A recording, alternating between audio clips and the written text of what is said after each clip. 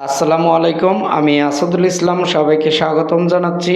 Indian visa বিষয়ক কিছু update news আপনাদেরকে আজ জানাবো। আপনারা ইতিমধ্যেই জানতে পারছেন যে ওয়েস্ট বেঙ্গলের যে নির্বাচন ছিল, নির্বাচন হয়ে গেছে।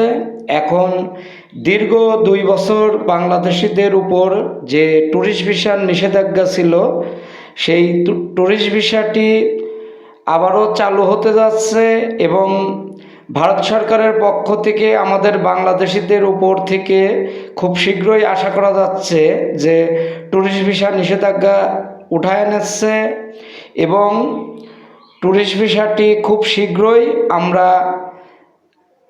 পেতে চলছি। যে আগামী কয়েক সপ্তাহের ভিতরে হয়তোবা আমরা ট্যুরিস্ট ভিসাটি পেতে যাচ্ছি, আপনারা জানতে পারবেন।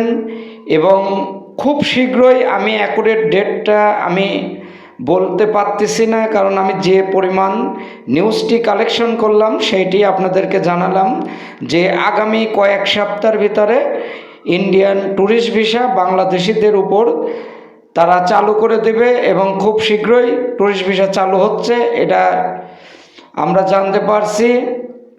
অবশ্যই আপনাদের ডকুমেন্টসগুলো এবং অরিজিনাল দেওয়ার চেষ্টা করবেন এবং কাগজপাতি সঠিক নিয়ে আইভ্যাক সেন্টারে জমা দেবেন, তাহলে পরে আপনাদের ভিসা মার হবে না।